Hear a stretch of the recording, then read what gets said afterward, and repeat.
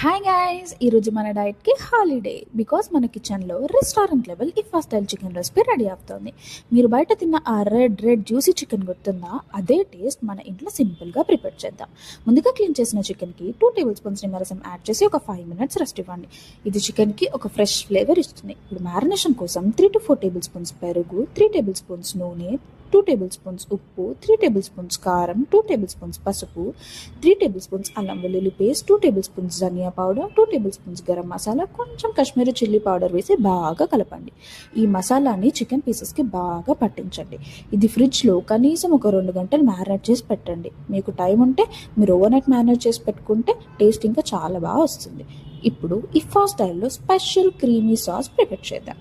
దానికోసం 2 cheese slices, 2 table spoons butter, fresh cream, 7 to 8 garlic cloves, 2 table spoons chilli flakes, 2 table spoons tandoori minus, 2 table spoons veg minus. ఇప్పుడు వీటన్నిటిని మిక్సీలో స్మూత్గా grind చేస్తే మన రెస్టారెంట్కి కాంపిటీషన్ ఇచ్చే మైనస్ రెడీ అవుతుంది. ఇది మన చికెన్కి ఒక సీక్రెట్ టచ్. ఇప్పుడు ఎయిర్ ఫ్రైయర్ని 200 degrees Celsiusకి ప్రీహీట్ చేసుకొని చికెన్ని బాస్కెట్లో అరేంజ్ చేసి 10 minutes కుక్ చేయండి. తర్వాత బటర్ అప్లై చేసి పీసెస్ని రివర్స్ తిప్పి మళ్ళీ 10 minutes కుక్ చేయండి. బయట క్రిస్పీగా లోపల జ్యూసీగా మన ఇఫా స్టైల్ చికెన్ రెడీ అయిపోయింది. రెసిపీ నచ్చితే లైక్ చేయండి, మీ ఫ్రెండ్స్తో షేర్ చేయండి. ఇంకా ఇలాంటి టేస్టీ రెసిపీస్ కోసం సబ్స్క్రైబ్ చేయడం మర్చిపోకండి.